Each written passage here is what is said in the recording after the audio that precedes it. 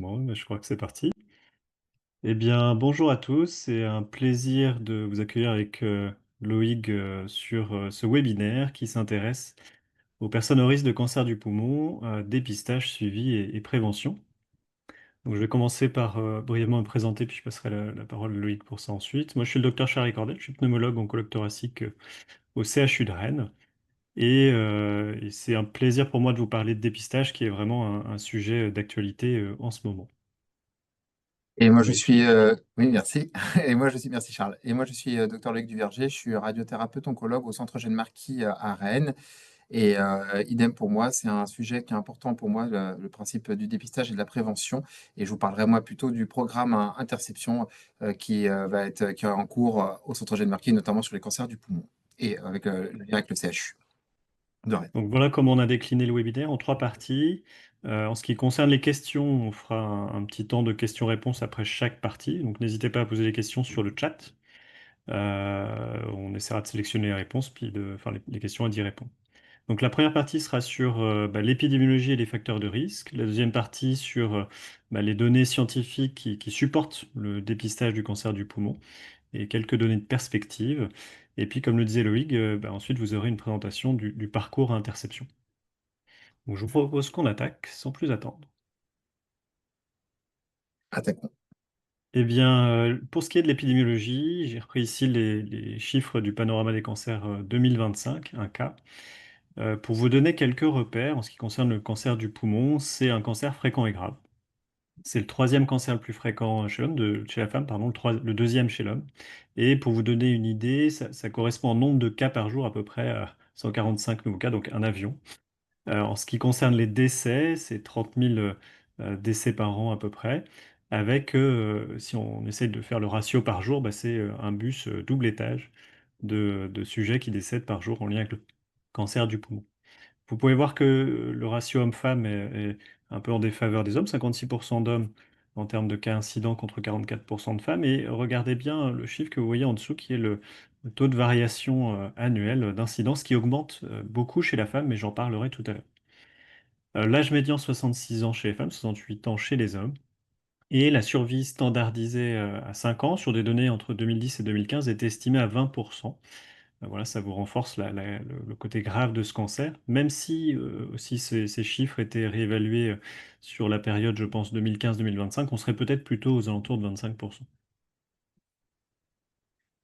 Vous avez ici des données françaises du bulletin épidémiologique hebdomadaire sur l'incidence du cancer du poumon selon le genre. Vous voyez que c'est des données qu'on avait en tête, hein. Chez l'homme, il y a une tendance à une diminution de l'incidence du cancer du poumon, alors que chez la femme, ça augmente. On a longtemps dit que c'était lié à l'épidémiologie du tabagisme, puisque le pic de consommation de tabac était atteint chez l'homme et on s'attendait, avec un décalage dans le temps, un temps de latence, à une diminution de l'incidence des cancers du poumon. Chez la femme, alors que le pic semble avoir été dépassé, le nombre de cas augmente. Et donc aujourd'hui, il y a beaucoup de questionnements autour de ça. Sur les graphiques à droite, vous voyez l'incidence selon certes le genre, mais aussi les tranches d'âge. Et ce qui est assez préoccupant, ce que vous voyez sur la droite chez la femme, c'est que pour les âges extrêmes, les femmes jeunes ou les femmes âgées, en fait, c'est là où le nombre de cas augmente de manière proportionnellement le plus important.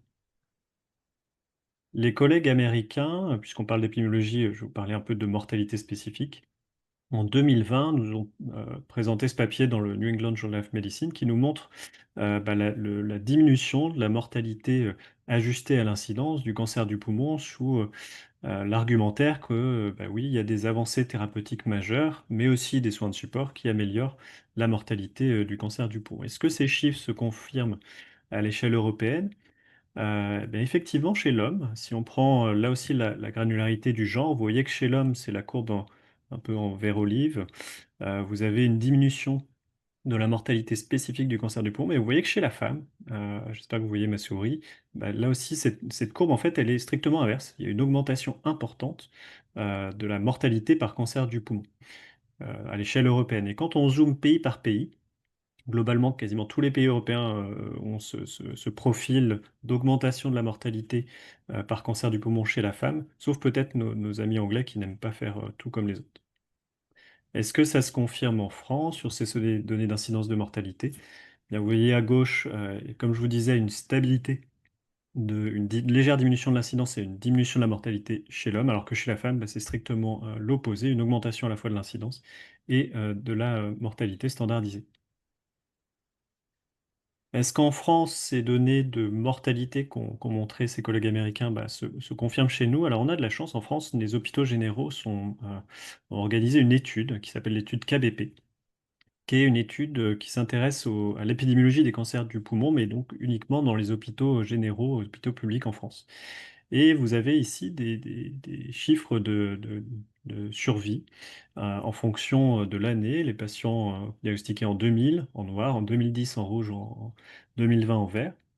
Et ce que vous pouvez observer, bah, c'est que la mortalité, clairement, diminue au fur et à mesure des décennies, avec, vous voyez, une médiane de survie qui a été plus que doublée entre 2020 et 2010. Donc on a aussi cette tendance à une amélioration de la mortalité, et probablement par l'amélioration de nos thérapeutiques, mais pas que, les soins de support notamment, euh, aussi en France. Et si on va un peu plus loin, qu'on s'intéresse aux sous-types histologiques, là, il y a des données intéressantes toujours issues de KBP qui montrent que, notamment chez la femme, bah, c'est principalement les adénocarcinomes, donc le sous-type de cancer du poumon le plus fréquent, hein, non à petites cellules, qui augmentent drastiquement, puisqu'entre 2000 et 2020, ils passent de 44% à 60%, donc proportionnellement plus important que chez l'homme.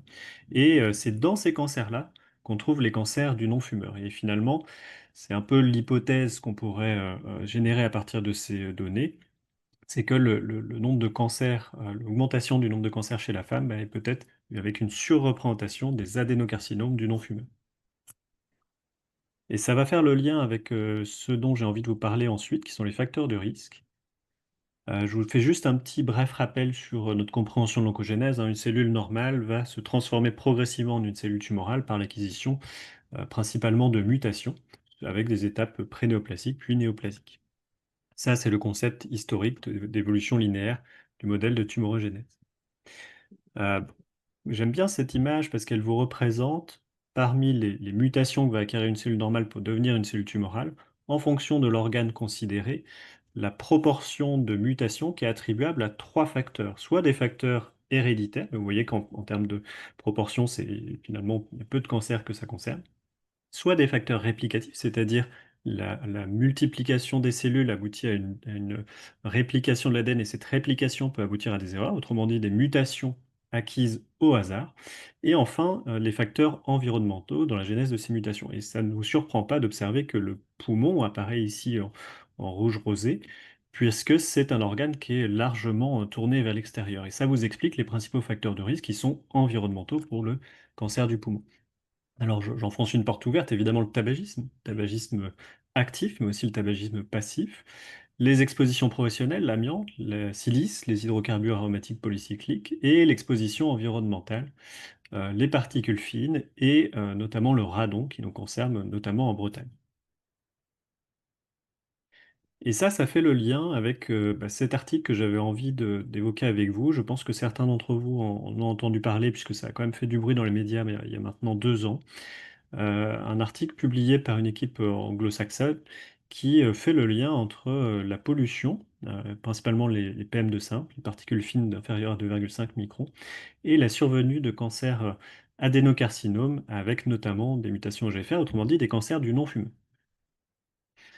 Et donc dans cet article que je vais vous détailler brièvement, ils reposent leur argumentaire sur je dirais trois arguments forts. Le premier, c'est sur des données épidémiologiques. Vous avez ici des courbes de corrélation qui vous mettent en lumière cette association presque linéaire qui existe entre l'incidence d'un cancer du poumon avec une mutation GFR, c'est-à-dire le cancer du poumon du non-fumeur le plus fréquent, et l'exposition aux particules fines, les PM2,5, avec une relation qui apparaît dose dépendante. C'est vrai au Royaume-Uni à gauche, c'est vrai à Taïwan au milieu, c'est vrai en Corée du Sud à droite.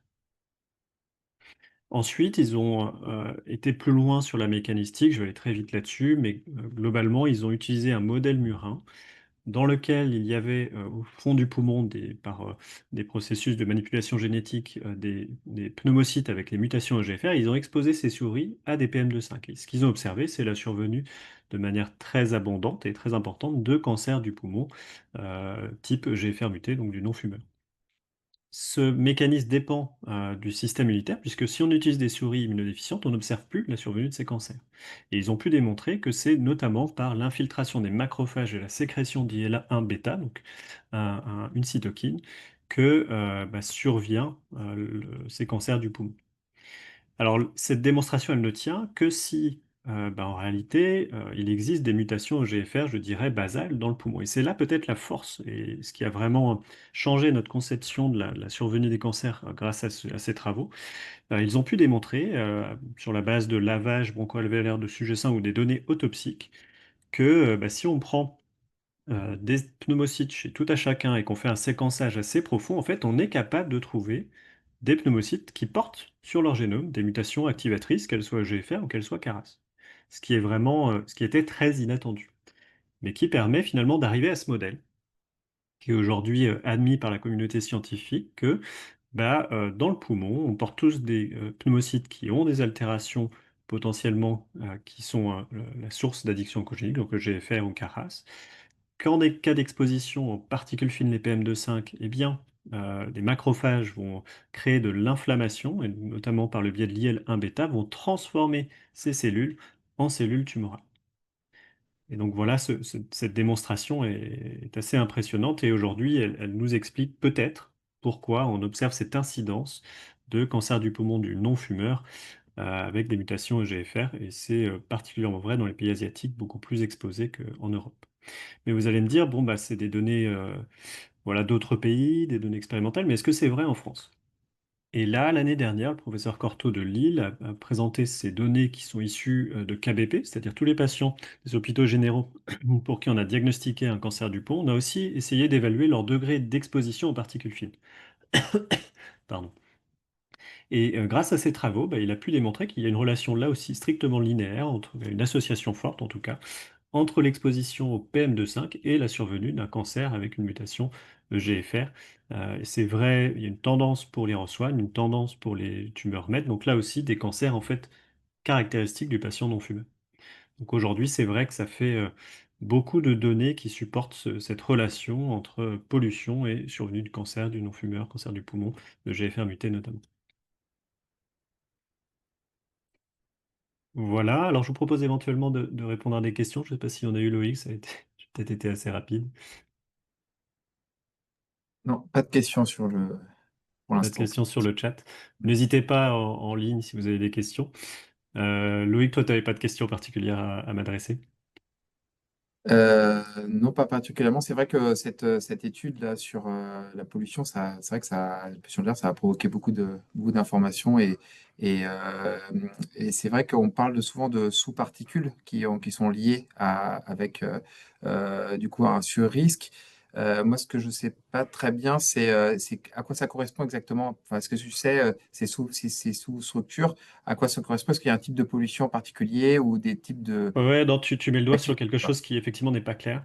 Alors dans les travaux anglo-saxons, ils se sont pas intéressés à d'autres polluants, hein. Il n'y a pas que les particules PM2,5, hein, il y en a d'autres, hein. Notamment l'ozone, notamment le monoxyde d'azote. Ça, dans les travaux français, ils ont regardé ça sur les données de KBP. Avec peut-être des données qui sont moins convaincantes, mais qui montraient quand même une tendance aussi à un rôle sur d'autres polluants. Donc je pense qu'effectivement, tu as raison, ce n'est qu'une partie du problème, hein, les PM2,5, particules fines de moins de 2,5 microns. Je pense que d'autres polluants qui mériteraient d'être étudiés. S'il n'y a pas de questions, je vous propose qu'on enchaîne peut-être sur la Ouais, deuxième partie. très bien. Allons-y. Pas de questions pour l'instant sur le chat. Ça marche. La deuxième partie a pour but, je voulais vraiment vous donner un peu vous présenter les principales données scientifiques qui supportent cette idée d'un dépistage du cancer du poumon en population générale. Alors la première étude, c'est l'étude historique publiée en 2011, c'est l'étude NLST. Une étude américaine qui, vous le voyez, a inclus beaucoup de patients, hein. On est à plus de 50 000 patients. Des patients entre 55 et 74 ans qui étaient à plus de 30 paquets années, qui devaient avoir, s'ils avaient arrêté de fumer, seulement l'avoir arrêté dans les 15 ans. Et ils étaient randomisés entre soit on fait une radio thoracique annuelle, soit on fait un scanner thoracique basse dose. Ils avaient ces imageries à 1 an et à 2 ans, puis ils étaient suivis pour la mortalité spécifique du cancer du poumon, qui était l'objectif principal. Cette étude est largement positive. Vous avez sur le graphique de gauche l'incidence cumulée du nombre de cancers du poumon détectés, et vous voyez qu'on en détecte beaucoup plus chez ces patients qui ont à peu près les mêmes profils de risque, dans le groupe dans lequel on fait ces scanners. On pouvait s'y attendre, on est beaucoup plus sensible. Mais l'élément qui est sans doute le plus important, c'est le graphique de droite qui vous montre la mortalité spécifique par cancer du poumon. Et là, je dirais, il n'y a pas photo. Vous voyez que la mortalité est plus faible dans le groupe scanner low dose, une diminution d'à peu près 20% à l'année à 6 ans et demi. En revanche, l'un des gros défauts de cette étude, c'était la définition d'un cas positif dans le cadre du dépistage. C'était dès qu'il y avait une anomalie au scanner. Et ça, ça fait il y a eu une valeur prédictive du test qui était très faible, ce qui a ralenti un peu l'implémentation du dépistage dans beaucoup de pays, alors notamment en France, où nos autorités de santé sont assez dogmatiques sur le plan méthodologique. Et quand les sociétés savantes ont sollicité l'HAS, c'était, je crois, en 2014 peut-être ou 2016, le rapport qui a été rendu a dit, bah non, les données se basent sur une étude qui a beaucoup trop de faux positifs, et donc une valeur prédictive positive qui est trop faible pour l'implantation en population générale. Donc il a fallu attendre d'autres études, et c'est l'étude de Nelson qui est arrivée ensuite. L'étude Nelson, c'est une étude belge et hollandaise qui inclut un peu moins de patients, mais on est quand même sur des populations importantes, hein. Là, on est là aussi à 15 000 patients. Les critères étaient un peu différents. 50 à 75 ans, des patients qui ont plus de 15 cigarettes par jour pendant plus de 25 ans ou plus de 10 cigarettes par jour pendant plus de 30 ans. Ils ne devaient pas avoir arrêté de fumer il y a plus de 10 ans. Et ils étaient randomisés entre un bras observation et un bras scanner thoracique, toujours basse dose, avec un scanner qui est fait au bout d'1 an, puis au bout de 2 ans, puis optionnel au bout de 2 ans et demi. Et là aussi, on regarde la mortalité par cancer. Cette étude, elle aussi, est positive avec, vous le voyez, dans le groupe dépistage par scanner, une moins forte mortalité, une diminution d'environ 24% de la mortalité chez les hommes, et avec un signal un peu plus fort même chez les femmes, une diminution à 33%. La troisième étude qui renforce, je dirais, le niveau de preuve, c'est l'étude MILD, ou à l'italienne, je pense que ça se prononce peut-être MILD. Des patients qui ont entre 49 et 75 ans, plus de 20 paquets années, anciens fumeurs de moins de 10 ans, ils ne devaient pas avoir arrêté le tabac depuis plus de 10 ans. Et ils étaient randomisés entre un bras observation ou un bras scanner ou un bras biannuel. Et vous avez ici voilà, la séquence des scanners qui s'étalait sur jusqu'à 8 ans. Et là aussi, on regarde la mortalité. L'étude, là, sans surprise, à nouveau, est positive, avec une diminution de la mortalité spécifique du cancer du poumon de 39%. Donc, quand on met toutes ces études côte à côte, dans des systèmes sanitaires différents, dans des contextes différents, on observe à peu près toujours la même chose, à savoir une diminution de la mortalité spécifique liée au cancer du poumon. Mais ce n'est pas la seule chose. Je vous l'ai mis un peu en bas à gauche ici. On observe certes une diminution de la mortalité par cancer du poumon, mais aussi, et c'est quand même assez notable pour être souligné, une diminution de la mortalité globale. Pourquoi ça? Eh ben parce qu'en fait, avec un scanner thoracique low dose, on ne regarde pas que le poumon, on regarde les coronaires. On peut donc en déduire un score calcique, et donc ça peut aboutir à des explorations cardiaques. On peut mettre en évidence des anévrismes de l'aorte ou autres incidentalo. Et il est vrai que c'est probablement par ce biais, aussi oui, potentiellement des BPCO sur de l'emphysème, enfin, donc par ce biais, on améliore en fait non seulement la mortalité par spécifique cancer du poumon, mais aussi la mortalité globale, ce qui est quand même important à noter. Et puis le niveau de preuve ultime, la méta-analyse qui regroupe toutes ces études, vous voyez, avec un I carré, c'est-à-dire un facteur d'hétérogénéité qui est très faible, donc on est sur une méta-analyse qui est robuste. On arrive à une diminution de la mortalité par cancer du poumon à peu près de 20% et de la mortalité globale à peu près à 5%. Voilà, la démonstration, elle est irréfutable. Alors vous allez me dire, c'est des données d'essai, est-ce qu'en vraie vie, on va observer la même chose? Alors, comme aux États-Unis, ils ont eu je pense, une réglementation un peu moins dogmatique, ils ont pu mettre en place un dépistage beaucoup plus tôt, en population plus étendue. Et en fait, ce qui est observé avec un temps de latence, hein, vous voyez, à partir de 2013, il y a les recommandations qui sortent sur le dépistage low dose aux États-Unis. Vous voyez qu'on observe une diminution des maladies diagnostiquées à un stade avancé, les stades 4 ou les stades 3, avec un petit temps de latence, 1 à 2 ans, 2 à 3 ans, et inversement, une augmentation des stades précoces, les stades 1 et les stades 2. ce qu'on avait un peu préfiguré ou du moins prédit avec le dépistage, en fait, se vérifie. Grâce à ça, on détecte plus de maladies localisées qu'on peut prendre en charge curativement et moins de maladies métastatiques. Alors en France, comment évoluent les choses? Ben, on n'a pas été très rapide quand même sur ce coup-là, il faut bien l'admettre. En 2012, les sociétés savantes de pneumologie avaient déjà dit bah, il faut vraiment réfléchir au dépistage généralisé. L'HAS avait écarté cette proposition. Et puis, bah, il y avait eu des propositions du coup de dépistage individuel. Sur la base, vous voyez, des critères de l'étude Nelson, hein. Patient de 55-74 ans, plus de 30 paquets années, et qui ne devait pas avoir arrêté le tabac depuis plus de 15 ans. Vous voyez qu'en 2021, il y a eu une mise à jour de ces recommandations de dépistage individuel. Et puis, grâce à toutes les données qui sont sorties, notamment l'étude Nelson et puis l'étude MILD, ben, on a pu ressolliciter les autorités de santé et un programme pilote de dépistage organisé des poumons, du cancer du poumon, pardon, a été lancé en 2024, vous voyez, assez récemment, sur les critères qui se basent de l'étude de Nelson. Et donc on en vient à la proposition de l'étude Impulsion, et qui est donc l'étude qui a remporté l'appel d'offres de l'INCa sur ce dépistage, sur cette étude pilote. On est bien ici dans Impulsion sur une étude de faisabilité. J'insiste sur ce point, hein, on n'est pas du tout dans une étude qui a pour but de mettre en place immédiatement un dépistage généralisé à l'échelle de toute la population. Vous verrez que le nombre de patients à inclure, il est faible, hein, c'est 20 000 pour toute la France, en tout cas une première étape. Et cette étude de faisabilité, voilà, elle porte bien son nom, c'est pour montrer que c'est faisable. Et ce que ça veut dire aussi, c'est que bah, pour montrer que ça soit faisable, il faut évidemment aller sur tous les territoires. C'est typiquement une étude qui ne s'adresse pas aux grands centres urbains uniquement, quoi. Bref, ce qui a été repris dans cette étude de faisabilité qui démarrera sans doute, sauf si on a encore des problèmes gouvernementaux, sans doute en mars 2026, bah, des patients qui ont entre 50 et 74 ans, un tabagisme de plus de 20 paquets années, avec des critères repris de Nelson, plus de 15 cigarettes par jour pendant plus de 25 ans, 10 cigarettes par jour pendant plus de 30 ans, un tabagisme actif ou sevré depuis moins de 15 ans. Il y a des contre-indications temporaires, il ne faut pas que le patient ait un scanner dans les 12 mois, il ne faut pas qu'il ait de symptômes infectieux respiratoires dans les 4 mois. Évidemment, il ne faut pas que ce soit des patients altérés, puisque sinon, bah, le dépistage n'est pas très utile. On ne peut pas leur proposer le gold standard. C'est une surveillance régulière s'il y a déjà une surveillance régulière par scanner, pardon, bah, il n'y a pas d'intérêt du dépistage. S'il y a des symptômes, on n'est plus dans le contexte de dépistage, qu'ils soient une dyspnée ou des symptômes évocateurs de cancer.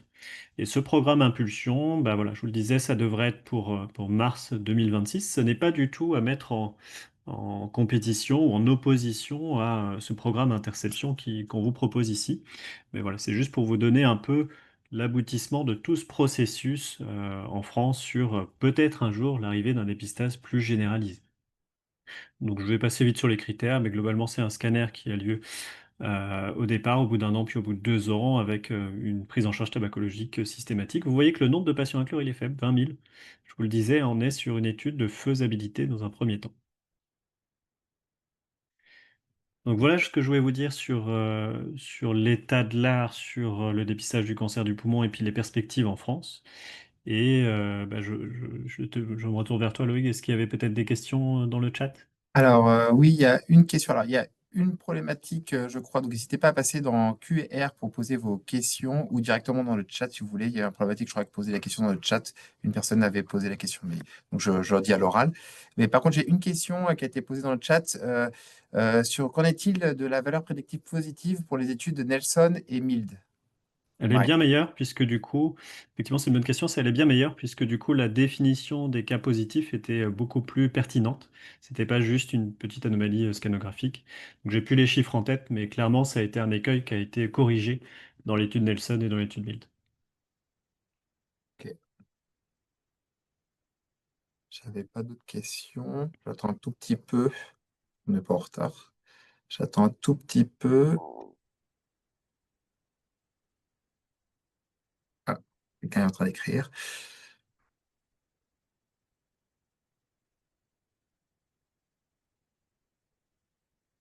Alors c'est vrai que j'anticipe peut-être une question, hein. Je vous ai montré des données sur les cancers du poumon de non-fumeurs, dont l'épidémiologie augmente. Et puis on en vient à des propositions de parcours pour des patients à risque. Il est clair qu'à l'avenir, il va falloir qu'on se pose des questions sur ces patients et ces cancers du non-fumeur? Est-ce qu'il y aura une place pour un dépistage avec d'autres facteurs de risque identifiés, hein, peut-être des expositions à des polluants? Enfin, ça, c'est des choses qui vont probablement nous occuper dans les années à venir. Alors, une question supplémentaire que je vois dans le chat, c'est la BPCO, alors EMP, empêche-t-elle de passer en prévention? Alors, Non. BPCO en Non, général. non, les critères qui sont en tout cas définis pour l'étude de faisabilité, c'est une dyspnée qui est quand même marquée, hein. Donc, un patient BPCO peut rentrer dans la prise en charge d'un dépistage généralisé. Ce ne sera pas un critère excluant. C'est vraiment la prise en charge de symptômes sévères qui nous font sortir du dépistage. J'ai une autre question aussi qui est bien liée avec la Bretagne. C'est peut-on quantifier le nombre de cancers liés au radon? Alors oui, il y a des travaux qui l'ont estimé. La proportion reste faible, hein. On est à moins, je crois, entre 5 et 7 de proportion estimée sur la base de données d'exposition. Donc, mais oui, c'est quelque chose qui est estimé. Alors, j'attends un tout petit peu parce que je viens de voir que mes collègues qui organisent la réunion me disent que le chat est maintenant actif et que vous pouvez poser vos questions. Je crois qu'il y avait un petit problème Ah, là-dessus pour répondre. d'accord, je Donc, on va comprends mieux. attendre un tout petit peu, ouais. On va Ouais. attendre un tout petit peu avant de passer à interception, au parcours interception. Une nouvelle question dans Q et R. Oui, non, c'est fait. On a déjà répondu.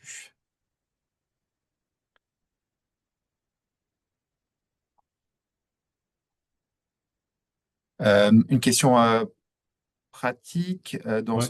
dans le nouveau, dans la pulsion. Est-ce que tous les centres de radiologie vous pourront faire du coup ces scanners low dose adaptés ou est-ce que c'est des centres agréés initialement? Bah, dans l'étude d'impulsion, je rappelle encore, hein, ce contexte, c'est une étude, c'est de la recherche. Donc, Mm, typiquement, les centres doivent avoir leurs bonnes pratiques, les radiologues doivent être formés. Donc, clairement, comme c'est une étude de faisabilité, bah, on peut pas saupoudrer sur tout le territoire, en bien réalité, sûr. tous les centres radiologiques. Donc, ce qui a été fait, ce qui est en train d'être fait, c'est un maillage territorial pour évidemment couvrir un peu toutes les zones, mais on est obligé de se référer à certains centres radiologiques avec des radiologues, malgré tout, bah, qui ont été formés au dépistage et qui ont leurs bonnes pratiques cliniques, etc. On est obligé de passer par là. Quand on sera dans du dépistage généralisé, bah, il y aura un cahier des charges, probablement, hein, c'est ce à quoi je m'attends, sur ce qui est attendu vis-à-vis de la qualité du scanner, et en théorie, n'importe quel centre de radiologie pourra accéder à ça. Bien sûr. En parlant, tiens, une autre question. Est-il possible de commencer à réaliser des scanners low dose chez les 50 ans, 74 ans, tabagiques actuels ou moins de 40 sevrages? Est-ce que vous le faites de votre côté? Alors, bah, on est dans le cadre d'un dépistage du coup individuel. Ça, Hmm. la Société savante, depuis déjà 2012, hein, nous proposait de le faire. Et donc oui, c'est des choses qu'on est amené à faire de manière individuelle. La grosse différence, c'est d'arriver à une proposition généralisée et organisée sur le territoire, comme on l'est pour le cancer du sein ou le cancer du côlon. C'est vraiment ce crantage-là qu'il Hmm. faut qu'on arrive à passer. C'est clairement la différence. Et là, nous, on réfléchit plus, quand je vous parlais de parcours interception, sur des programmes avec plusieurs intervenants et avec ce scanner proposé. Mais en effet, l'étape d'après, c'est cette étape dont parlait Charles. On est-on passé aux produits d'entretien pour les femmes? Je pense que la question, c'est par rapport à ça, est-ce qu'il y a des facteurs de risque par rapport à ça? Ouais, ouais, bah, il peut y avoir certains. Enfin, j'ai pas de données très probantes, je trouve, sur un sur-risque lié à ça. Ok, Euh, voilà, je pense qu'on ne peut pas l'exclure totalement en fonction des différents produits, la présence de solvants, etc. Mais euh, moi, j'ai pas connaissance de données très convaincantes. ok, ça marche. Enfin, on a pu répondre à ces questions-là. On attend encore un tout petit peu et puis on va pouvoir passer à la présentation suivante. Pour l'instant, j'ai pas d'autres questions.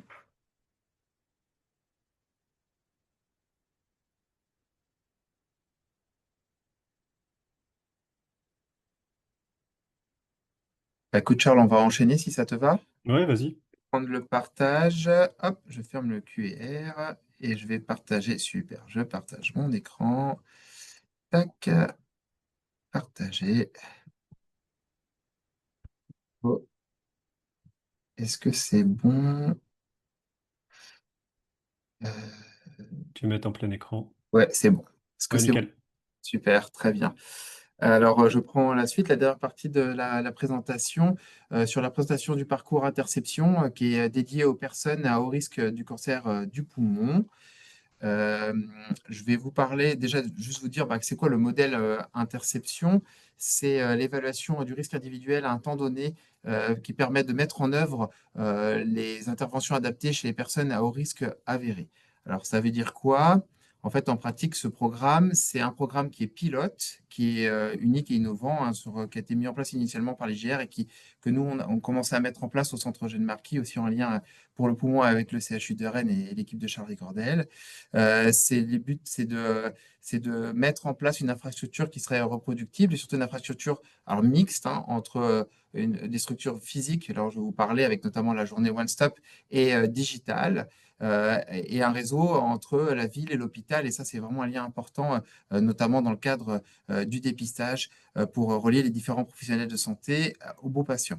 Le but, c'est de faire une démonstration scientifique du bénéfice de ce nouveau parcours et notamment les objectifs de réduire la mortalité par cancer de 30% pour ces populations à fort risque et d'augmenter la fréquence d'identification des sujets à haut risque. Alors ça, c'est pour plusieurs types de cancers. Là, on a le parcours général et après, je vous parlerai en particulier du poumon. Donc là, on voit vraiment le réseau, donc un réseau ville-hôpital, d'abord pour l'identification des personnes à risque, la journée interception, puis le suivi coordonné qui va être réalisé par la structure qui porte le programme interception, et puis en fonction des différents résultats de ce dépistage, éventuellement, en cas de dépistage positif, la prise en charge adaptée, notamment en prise en charge hospitalière, et tout ça avec l'aide basée hein, sur une interface digitale qui est utilisable et facilement applicable pour tous les patients d'interception.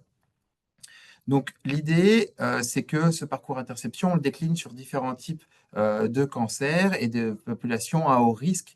Du coup, hein, sur les différents types de populations à haut risque, que ce soit les populations à haut risque de cancer du sein. Et ça a déjà été mis en place. Il y a déjà eu une communication, d'ailleurs, autour en début d'année 2024. Et c'est mis en place depuis juillet 2024. Le parcours poumon dont je vais vous parler aujourd'hui, avec une première journée qui est prévue pour 18 décembre 2025. Hein, donc, on est dans l'actualité. Et puis, du coup, les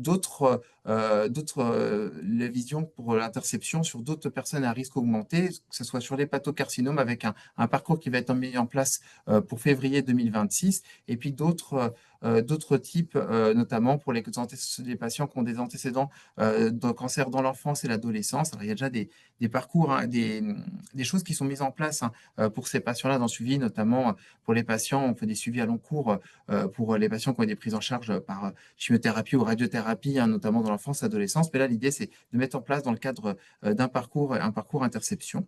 Et puis, les identifications de personnes à risque augmenté de cancer du pancréas, c'est pareil, c'est un projet pour 2026 au Centre Eugène Marquis. Bon, on va se concentrer du coup pour le parcours poumon. Donc, on retrouve la structure hein, interception avec d'abord la première étape, c'est l'identification des personnes à risque pour permettre justement cet adressage par les professionnels de santé ou un auto-adressage par les personnes elles-mêmes, donc avec une nécessité d'avoir des critères d'inclusion bien précis dont on va parler plus tard, et aussi éventuellement de répondre à des questionnaires en amont sur notamment les antécédents et l'hygiène de vie. Et puis après, si on est dans les critères d'éligibilité, d'entrer dans cette journée One Stop, qui est la journée première, hein, la porte d'entrée hein, vraiment dans ce parcours, avec plusieurs parties dont je vais décrire tout à l'heure dans les diapos suivantes, avec du coup un atelier d'information sur le tabagisme, des consultations avec un coach en activité physique adaptée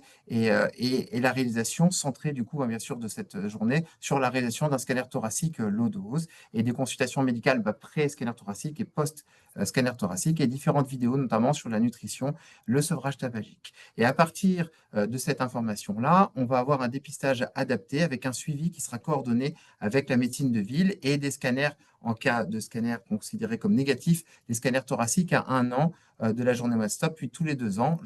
Pareil, je vais aller un peu plus dans le détail après, et les différents questionnaires sur cette application My Interception qui seront à remplir. Et éventuellement, en fonction des résultats de ce dépistage, notamment de ce scanner thoracique, et ben, une prise en charge rapide. Et ça peut être mis à l'aide grâce à l'aide de l'équipe d'oncologie thoracique de Rennes, notamment avec Charles, pour l'organisation de la prise en charge en cas de nodule suspect fait comme on fait d'habitude sur une prise en charge classique lors d'une découverte d'un scanner autrement. Donc, du coup, comment on participe à Interception? Quels sont les patients? Quels sont les critères d'éligibilité, pardon. Donc, les patients, donc ça c'est plutôt logique, hein, les patients de 50 à 74 ans qui sont soit fumeurs actifs, soit anciens fumeurs sevrés depuis moins de 15 ans. Ça revenait dans la question tout à l'heure dans le chat, hein, ça reste les critères qu'on attend. Une consommation tabagique qui est évaluée à plus de 20 paquets années. Donc, ça c'est le rôle un peu de l'équipe médicale de faire d'être sûr de ces critères d'éligibilité avant d'inscrire le patient dans la journée One Stop. Et puis, pas de contre-indication, et notamment, en gros, il faut retenir les insuffisances respiratoires sévères ou les comorbidités sévères ou une espérance de vie limitée. Mais en fait, ces patients-là, généralement, de toute façon, ils sont pris en charge déjà dans une structure, notamment avec un pneumologue ou une structure déjà adaptée. Ici, vous avez les contacts et qu'on vous laissera pour nous contacter pour évaluer ou pas du coup l'éligibilité de la personne pour ce parcours. Donc, en pratique, j'ai déjà commencé à un peu en parler.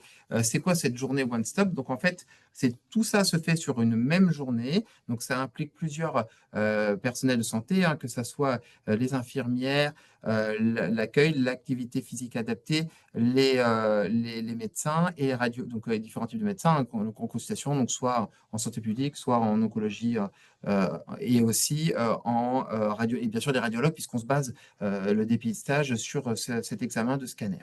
Donc, du coup, on a d'abord un accueil avec, du coup, on explique, on remet les questionnaires qu'on va faire remplir au fur et à mesure de la journée. Un grand atelier qui va parler des différents du tabac, du risque, de l'impact du tabac sur les risques de facteurs de risque d'augmenter le risque d'apparition d'un cancer bronchique, mais aussi toute autre comorbidité. Et puis, les principes du dépistage du cancer du poumon.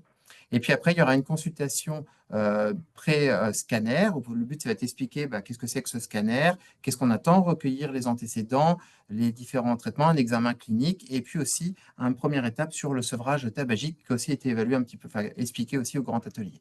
Et puis après, il y a plusieurs ateliers en attendant donc, le scanner avec plusieurs groupes qui vont être réalisés soit par des vidéos, du coup des vidéos sur la nutrition, un atelier activité physique comme je parlais, une mesure aussi du CO expiré. Ça, c'est assez intéressant d'avoir une valeur un peu objective pour ces patients, surtout les tabagiques actifs. Et puis la réalisation de ce scanner. Et enfin, cette consultation médicale post-scanner pour annoncer le résultat de ce scanner. Donc un scanner qui va être interprété directement par le radiologue. Je vais en parler un peu sur quels sont les types de résultats et comment c'est annoncé. Et puis, nous, après l'annonce de ce résultat, l'adressage éventuel vers un spécialiste, et puis à nouveau les informations sur le sevrage tabagique, sur les vaccinations, et enfin, un petit mot de clôture avec une IDEC qui va faire une conclusion, et puis pour essayer de reprendre point par point ce qui a été dit au moment de la consultation médicale et de la suite du suivi. Donc, un mot sur ce scanner thoracique qui est réalisé, et notamment une interprétation que je vous dis immédiate par le radiologue. Donc, les low doses, ça on connaît. Il y a un algorithme décisionnel qui est utilisé pour les nodules, et le but, c'est d'avoir des comptes rendus standardisés pour avoir vraiment quelque chose de très clair avec, du coup, 3 réponses possibles, hein. Soit un dépistage qui est considéré comme négatif, et du coup, la mise en place de suivi avec un scanner à 1 an, soit un résultat qui est considéré comme positif. Donc là, on a tous les critères, je ne vais pas vous les lire là, mais on a toutes les informations définies. Et là, du coup, on va aller vers une filière diagnostic rapide au CHU. Et ça, c'est notre rôle sur la consultation, à la consultation post-scanner, consultation d'annonce du résultat du dépistage, pour orienter du coup le patient d'emblée vers la bonne filière. Et là où parfois c'est pas évident, c'est justement ces résultats indéterminés, c'est cette case intermédiaire. Et donc là, dans ces cas-là, on a plusieurs critères qui seront bien définis en effet par le compte-rendu standardisé du radiologue pour savoir à quel moment on doit reprévoir un scanner de surveillance qui sera plus précoce, de 1 à 6 mois, en fonction des caractéristiques du nodule repéré. Donc là, c'est juste une information. En cas de dépistage avec un résultat déterminé, on a en fonction dans le suivi du scanner, à 6 mois, 1 mois, 3 mois, qu'est-ce qu'on va rechercher à voir? Donc généralement, hein, le principe, c'est voir l'évolutivité de ce nodule ou de cette anomalie. Et en fonction, soit on va poursuivre le dépistage, soit on va aller vers un dépistage, vers la filière rapide de diagnostic au CHU. Le suivi des participants, donc là, en cas de résultat qui est considéré comme négatif, donc c'est un scanner de suivi à 1 an, puis tous les 2 ans pour arriver jusqu'à 5 ans. il y a une téléconsultation qui va être au moment de chaque scanner pour informer au rythme des scanners les résultats, et notamment en cas d'information de dépistage positifs qui sont réalisés tout au long du suivi, et toujours avec un compte-rendu type, puisqu'il y aura des informations à nouveau aussi sur le statut tabagique, le sevrage, les différents rendez-vous qui sont prévus, et notamment s'il y a d'autres rendez-vous en ville qui sont prévus par rapport aux différents résultats du scanner. Et je pense aussi parfois sur le suivi par rapport aux résultats, parce que sur l'information du scanner, il n'y a pas que les nodules, il y a aussi, on peut avoir les informations sur les calcifications qu'on peut avoir notamment au niveau des coronaires, qui peuvent entraîner un suivi cardiologique et du coup un adressage vers un cardiologue, ou notamment l'information aussi sur l'ostéoporose. Donc, du coup, quand est-ce qu'on arrête le dépistage par rapport au suivi? Soit quand, bien sûr, on a un diagnostic de cancer du poumon, soit s'il y a une altération de l'état général importante du patient ou diagnostic d'un autre cancer, évidemment, qui va être surveillé par l'imagerie thoracique. Quand on sort du suivi avec un âge de plus de 80 ans, donc ça, normalement, c'est la fin du diagnostic quand on a commencé le dépistage à 74 ans, et qu'on a au moins réalisé 3 tours de dépistage. Et si on a un sevrage du tabac qui est plus important, donc là, on sort en fait des critères d'éligibilité. Sinon, le but de toute façon, dans tous les cas, si on a commencé ce parcours, on va avoir un maintien des questionnaires sur cette application dont je vous parlais au début. Donc, comment participer? Ça, c'est l'information à Interception. Je vous remets ces informations-là qui seront dans le chat, hein. Vraiment retenir du coup les critères d'éligibilité pour ces patients. Donc, on en a déjà parlé, hein, l'âge, le tabagisme et puis l'absence de contre-indication. Et ici, l'information sur comment nous contacter pour vérifier l'éligibilité de tous ces patients. Et ici, vous allez voir, du coup, je vous représente un petit peu les supports de communication qu'on va avoir, hein, notamment les flyers pour le grand public, hein, qu'on donne ici aussi au Centre Eugène Marquis, qu'on a aussi informé du coup les personnels aussi, hein, du centre pour participer si ça les intéresse. Et puis des mémos plus précis qu'on pourra envoyer, essayer de diffuser le plus possible sur les professionnels de santé, qui rappellent notamment du coup les différents critères d'éligibilité et à quoi correspond ce parcours. Voilà, je vous remercie pour votre attention. Merci Loïc. Il y a quelques questions que je me permets de relayer. Ouais. Marina, collègue pneumologue, demande alors combien de patients sont pris en charge pour une journée standard one-stop? Et puis peut-être aussi quelle est la fréquence? Eh ben oui, c'est une bonne question. Donc du coup, pour la première journée, on partira sur, donc c'est reste des petits effectifs, hein. C'est 6 à 7 patients pour une journée, et l'idée, c'est qu'on partirait sur des journées mensuelles. Ce serait sur du mensuel. Voilà, l'organisation est à peu près là, parce que il y a une nécessité, hein, comme vous avez vu, sur toute une journée, de regrouper, d'avoir l'accès du coup à tous les scanners, et puis surtout d'avoir tous les, que tous les patients puissent voir tous les intervenants, hein, en fait, en même temps sur toute une journée, et notamment du coup tout ce que le support nutritionnel, l'APA, etc. Donc du coup, c'est vrai que ça nécessite de limiter un minimum au moins au début. Après, l'idée, c'est qu'on a un peu cette expérience avec le cancer du sein où il y avait une augmentation du nombre après de personnes par journée. On est monté à 10 patients. Donc, enfin, une augmentation après possible. Alors, je ne veux pas aller plus loin parce que je risquerais de dire des bêtises. Mais en tout cas, l'idée, pour commencer, c'est partir sur 6-7 patients pour la première journée, et on est dans l'idée de partir sur du mensuel. Voilà. Ça marche. Une autre question plus pratico-pratique. Comment ça se passe pour les patients qui travaillent au moment de cette journée? Est-ce qu'on doit leur faire un arrêt de travail? Ont-ils une carence? Est-ce que tu as des infos sur Non, l'aspect... ça, j'avoue que c'est une bonne question. Je ne suis pas sûr qu'il y ait une possibilité. C'est une bonne question. Je ne suis pas sûr que je ne sais pas. En fait, là, j'avoue que faudra que j'en pose la question. C'est une bonne question pour moi. Parce que je pense que dans le parcours interception, c'est nous qui a déjà commencé. Il doit y avoir du coup cette réponse a dû déjà se poser cette question-là. Donc ça, je pourrais informer ça aussi. Alors, on nous dit dans le chat, c'est une journée qui se déroule en HDJ. Un bulletin de situation est remis sur demande par Ok, patient qui justifie son absence merci. auprès de son employeur. Cela vaut donc arrêt maladie et en Bah, fonction des super, accords merci. conclus avec l'employeur, jour de carence. Donc, la Ok, réponse jour de est carence. Ok. arrivée Bah, dans le merci beaucoup. chat. Qui m'a sauvé. Merci beaucoup. J'avoue que c'est pas là où je suis le meilleur là-dessus. Ok, merci. Est-ce que, alors je crois que ça y est, on a épuisé les quelques questions qui avaient en suspens et il ne faut pas hésiter sur le chat si vous en avez d'autres, on a encore un peu de temps. Donc j'ai une question pratique pour toi Loïc. Je suis médecin généraliste, je vois mon patient, je pense que c'est bon pour les critères d'éligibilité, donc j'envoie un mail, c'est bien ça, Hmm. au mail que tu as donné. Ces critères sont revérifiés une Oui, deuxième fois. Et comment est-ce que le médecin traitant sait si son patient est pris en charge? C'est un retour de mail, c'est... Oui, ce sera un retour de mail. Tout à fait. Toute demande aura une réponse par retour de mail et on informe là-dessus. On a un staff, en fait, en pratique, hein. On est plusieurs médecins à pouvoir faire les consultations et avec nos collègues, on a décidé pour l'instant de le faire comme ça. C'est un peu sur le même principe que pour la CNO. Et donc, en fait, on va analyser les réponses et le but, c'est de vérifier en effet qu'on a bien les critères d'éligibilité, quitte à reposer une question et de créer le lien là-dessus. Mais l'enjeu, c'est d'être vraiment disponible pour ça. Et quelle information est délivrée au médecin traitant vis-à-vis de cette journée? Et puis, les résultats de cette journée, les résultats des scanners, comment ça fonctionne? Oui, en fait, il y aura un compte rendu qui est informatisé dessus, comme on disait hein, par rapport à l'histoire de l'hôpital de jour. Là, je ne savais pas pour le carence, mais par contre, ce que je sais, c'est qu'en effet, on envoie un compte rendu standardisé avec du coup les informations qu'on donnait pour chacun, comme un hôpital de jour, hein, vraiment par chacun des différents praticiens et du coup avec une information sur les prochains rendez-vous aussi, à quel moment on le fait, à quel moment on va contacter. Et à chacun des moments, il y aura l'information, et notamment avec le résultat du scanner, le résultat qu'on a dit, et sur les trois catégories, et à quel moment on doit reprendre et quelles sont la conduite à tenir. Ça marche. Je pense à une autre question en mettant un peu à la place du médecin généraliste. Vous identifiez une coronariopathie, de l'ostéoporose. Comment ça se passe après avec le lien du spécialiste en question? Alors ça, c'est une bonne question qui est en cours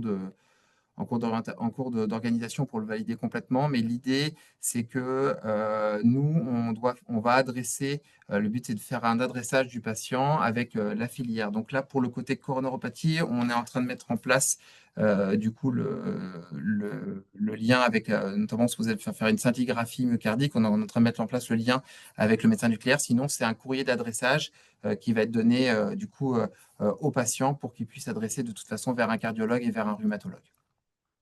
Est-ce qu'un Donc, patient peut faire la démarche lui-même, c'est-à-dire sans passer par le médecin? Est-ce qu'il peut oui, oui, lui-même oui, oui, il peut faire la démarche lui-même, c'est possible.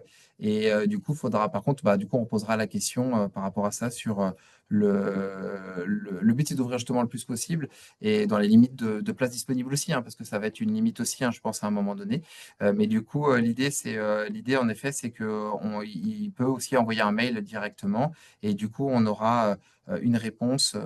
On devra revérifier ces critères hein, d'éligibilité, bien sûr, là-dessus, mais il y aura une réponse qui sera donnée.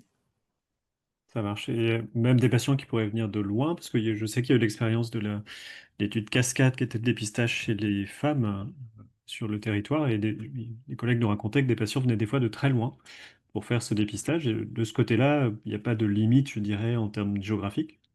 Pas pour le moment, non. Là-dessus. Après, l'idée, ça sera plutôt pour l'adressage, où je pense que si on voyait quelque chose sur une patiente plus loin, de rediscuter entre la filière qu'on a là-dessus. À la limite, je peux te laisser répondre si tu veux, Charles, parce que tu nous avais répondu par mail là-dessus, Ouais.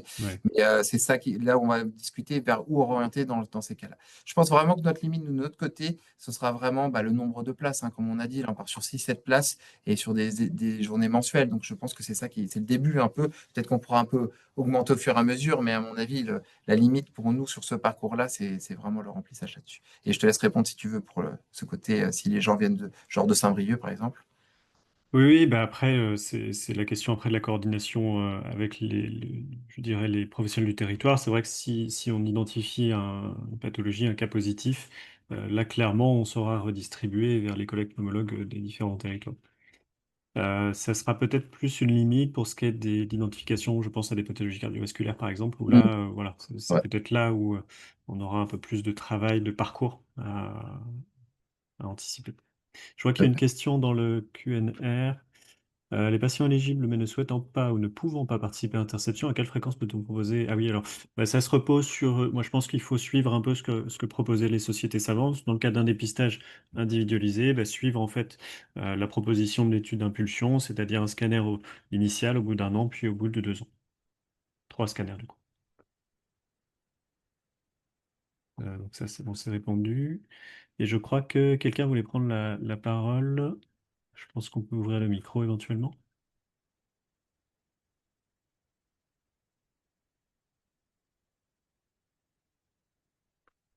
Alors, Marie-Pierre Le Goff avait levé la main.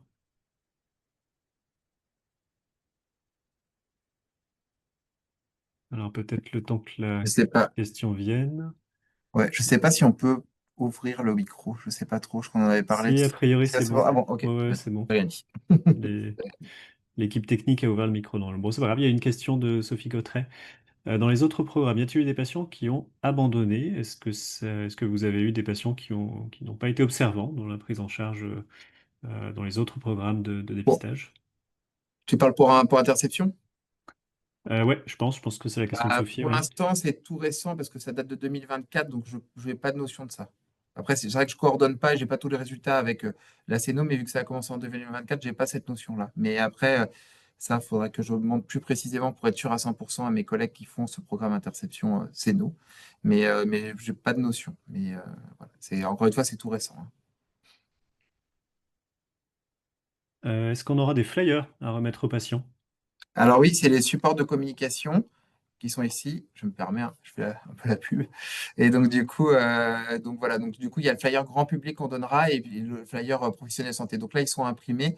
Pour le grand public, on a dans des accès ici au centre, mais on va essayer de les diffuser un peu plus largement. Il faudra qu'on voit avec la, la communication là-dessus comment on fait exactement pour le professionnel de santé, mais je pense qu'on enverra du coup des flyers aux professionnels de santé. Là, on vient de Donc ils mettre. peuvent être commandés d'ailleurs aussi gratuitement en nous contactant Ah, bah par voilà, mail ou téléphone, on nous dit dans super. l'oreillette. Bah, c'est super. Heureusement que j'ai l'oreillette, hein, parce que sinon, Une autre c'est très question, utile pour est-ce que cette vous avez question-là. un retour sur le sevrage des patients déjà inclus? Bah, puisqu'il n'y a pas encore eu Il n'y a pas encore eu, je ne peux pas d'inclusion, vous dire. mais en Mais c'est revanche, une bonne question, hein. ouais, ouais, après dans les données, il y a ces programmes pilotes qui ont été faits en France. C'est vrai que je ne vous ai pas détaillé ces études-là, parce que voilà, c'était des préalables à ce qui arrive avec notamment le dépistage, l'étude de faisabilité. Mais d'un point de vue adhérence et obtention d'un sevrage, en fait, ça marche plutôt pas mal parce que les gens qui s'engagent dans ce programme de dépistage sont des gens qui sont déjà un peu sensibilisés pardon, à la question du tabac. Et c'était même dans certains programmes pilotes obligatoire de voir le tabacologue, ce qui est d'ailleurs là aussi un prérequis dans Impulsion et ce qui est bien entendu intégré dans Interception. Donc, là-dessus, je pense que ça sera un bon moyen pour un nombre de patients d'arriver à un sevrage, de passer par ces parcours. Comment adresser les patients pour des scanners pour le programme Impulsion? Y a-t-il un mail à contacter éventuellement? Eh bien, pour ce qui concerne Impulsion, en réalité, dans l'étude de faisabilité, il va y avoir des investigateurs qui vont être définis, puisqu'ils doivent avoir passé les bonnes pratiques. Euh, et du coup, le médecin qui pourra inclure sont quand même assez limités sur le territoire malgré tout. Je vous l'ai montré, hein, c'est 20 000 patients sur toute la France pour cette étude de faisabilité. Donc en fait, ça va très vite se remplir. Euh, et donc, il y aura des possibilités pour les patients d'aller sur une plateforme nationale pour voir s'ils ont les critères. C'est comme ça que c'est organisé. Et pour ensuite être référé à un centre investigateur qui pourra faire scanner et le suivi. Il y aura la possibilité d'avoir des outils de mail aussi, mais c'est surtout la plateforme nationale qui va prendre le relais pour l'étude Impulsion. Vraiment, j'insiste sur ce point parce que il faut vraiment pas opposer ce que propose Interception et Impulsion, qui sont vraiment deux objectifs. Je pense que Loïc, tu me rejoins là-dessus, hein, Oui, complètement complètement, ouais. différents. Dans Complètement. Interception, vous avez une prise en charge aussi préventive sur plein d'aspects qui sont pas prévus dans Impulsion, hein. Là, on est dans Impulsion sur une étude de faisabilité. Donc, les deux ne sont pas en compétition. Les deux programmes, voilà, sont compatibles l'un avec l'autre puisqu'n'ont pas les mêmes objectifs du tout. Oui, complètement, hein. L'objectif, dans l'interception, c'est ouais, apporter bah, l'accès aussi à tous les autres supports, hein, notamment l'activité physique, la Ouais. nutrition. L'idée est plus dans une prise en charge un peu plus globale et qui est adaptée à différents types de populations. Mais l'idée, voilà, c'est pas du tout les mêmes objectifs. C'est pour ça qu'on parle de deux choses bien différentes et qu'on présente les choses différemment. Et puis, on n'est pas du tout, encore une fois, dans les mêmes objectifs ni les mêmes populations. Enfin, en taille, hein, je parle par rapport aux objectifs qui sont de ces différents parcours. Tout à fait. En taille, et c'est vrai que les PROAC interception drainent plutôt une population périurbaine, Hmm. ce qui n'est pas le fond de Impulsion, qui a vraiment pour objectif d'absorber cette granularité des territoires et de montrer que c'est faisable à l'échelle de tous les territoires. Voilà. Je crois qu'on a épuisé le stock de questions et qu'on a 5 minutes d'avance. Ouais, c'était. On est bien. Si vous avez peut-être quelques dernières questions, vous n'hésitez pas. En tout cas, c'est vrai que c'est quand même plaisant. Je pense que Loïc, tu partages ça, hein, de voir enfin l'arrivée de ces parcours de dépistage. Alors qu'on avait des preuves, hein, je vous l'ai montré déjà depuis un moment, hein, Mm. ça fait quasiment 15 ans qu'on sait que c'est utile. Et voilà, enfin, des choses arrivent et on ne peut que s'en réjouir pour nos patients. Complètement, hein, c'est vraiment dans l'idée de cette prise en charge multidisciplinaire aussi, on va sortir un peu du soin et du coup aller dans la prévention. Voilà, je pense qu'on est que dans la bonne direction par rapport à ça et vraiment réfléchir en globalité aussi avec tous les autres supports, que ce soit le tabac, mais aussi tous les autres liens, la nutrition, etc. Et là encore, et pareil pour à une échelle plus grande sur le dépistage. Mais ça, je pense qu'on va vraiment dans la bonne direction et voilà, ça prend du temps par contre, hein. C'est des choses qui ne se mettent pas toujours facilement en place. Mais voilà, je pense qu'il faut que soutenir ces, ces programmes et ces parcours. Ok, bah écoute, je sais pas si tu veux dire peut-être un dernier mot de conclusion, sinon je pense que c'est une belle façon de clôturer le webinaire. On vous remercie beaucoup, hein, pour vous être connectés quand même assez nombreux. À un moment, on était à plus de 80, quasiment une centaine de participants. Donc bah écoutez, c'est super. On voit que c'est un sujet qui mobilise. Et donc voilà, là aussi, c'est une autre raison de se réjouir. Ça parle aux gens, la question du dépistage et de la prévention. Donc c'est super. Merci à tous. Oui, merci à tous. On vous souhaite, à tous et à toutes. On vous souhaite une bonne soirée. Bonne soirée.